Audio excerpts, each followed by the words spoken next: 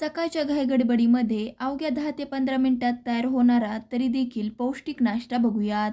Recipe सुरू करण्याआधी जर तुम्ही माझ्या चॅनलवर नवीन असाल, अजूनही चॅनलला सबस्क्राईब केलं नसेल तर प्लीज माझ्या चॅनलला सबस्क्राईब करून घंटीचं बेल बटन नक्की प्रेस करा. चला तर रेसिपीला सुरुवात करूया. त्यासाठी मी इथं काय केलं आहे, एका बाऊलमध्ये 1 वाटी ज्वारीचं पीठ घेतलं आहे. आता आपण ह्यामध्ये पाव वाटी बेसन, 1 चमचा लाल तिखट, पाव चमचा हळद, चवीनुसार मीठ, 1 चमचा जिरे, 1 चमचा धने पावडर, अर्धा चमचा हातावरती क्रश करून घेतलेला ओवा, चिमूटभर हिंग,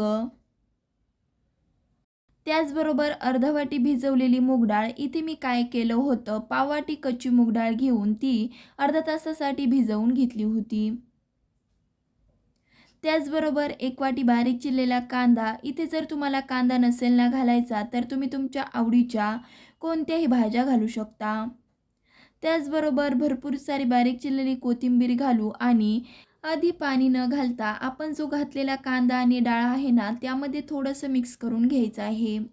अशा पद्धतीने मिक्स करून झाल्यावरती एकदम पाण्याचा वापर न करता थोड्या थोड्या पाण्याचा वापर करून ज्या पद्धतीने आपलं भाकरीचं पीठ असतं ना त्यापेक्षा थोडंसं सैलसर पीठ मळून घ्यायचं आहे. तुम्ही बघू शकतायत इथे मी अशा पद्धतीने पीठ भिजवून घेतलं आहे. तयार पिठामधील मीडियम साईजचा गोळा हातावरती एकसारखा करून घेऊ आणि चला तर आता आपण थालीपीठ थापू. त्यासाठी मी इथं काय केलंय, तव्यावर अर्धा पळी तेल पसरवून घेतलं आहे.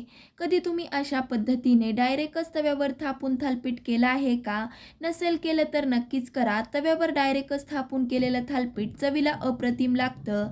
त्याचबरोबर ते जास्त देखील खुसखुशीत बनतं.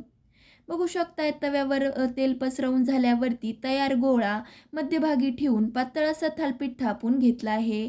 जर तुम्हाला थालीपीठ खुसखुशीत हवं असेल तर पातळ थापा किंवा जर थोडं मऊ आवडत असेल ना तर तुम्ही थोडंसं जाड देखील थालीपीठ थापू शकता. अशा पद्धतीने थालीपीठ थापून झाल्यावरती काही होल्स करून चला तर आता आपण भाजून घेऊ. बऱ्याच जणांचं काय होतं की थालीपीठ बनवताना ते भाजता वेळेस ते वरच्या साईडने सुकतं. तर असं होऊ नये म्हणून काय करायचं, खालची साईड पूर्णपणे झाकण ठेवून आपल्याला भाजून घ्यायची आहे. असं केलं म्हणजे वरच्या साईडने तर ते सुकत नाही, त्याचबरोबर थालीपीठ आपलं खालच्या साईडने पटकन असं भाजलं जातं. थालीपीठ 2 ते 3 मिनटं झाकण ठेवून भाजून झाल्यावरती झाकण काढून थालीपीठ पलटवून वरची साईड अशीच आपल्याला भाजून घ्यायची आहे. तुम्ही बघू शकतात मस्त असं एकसारख्या रंगावरती खालच्या साईडने आपलं थालीपीठ भाजून झालेलं आहे. वरची साईड जास्त वेळ लागत नाही भाजायला. 2 ते 3 मिनटं भाजून घेतली की आपलं हे थालीपीठ खाण्यासाठी तयार होतं. तर आज आपण बनवलं आहे पौष्टिक असं अवघ्या 10 ते 15 मिनिटांमध्ये तयार होणारं मूगडाळ आणि कांद्याचं थालीपीठ. हे तयार झालेलं थालीपीठ तुम्ही शेंगदाणा चटणी किंवा दह्याबरोबर नक्कीच खाऊ शकता. तर पुन्हा भेटूयात अशाच एका खमंग खुसखुशीत रेसिपीसह. तोपर्यंत धन्यवाद.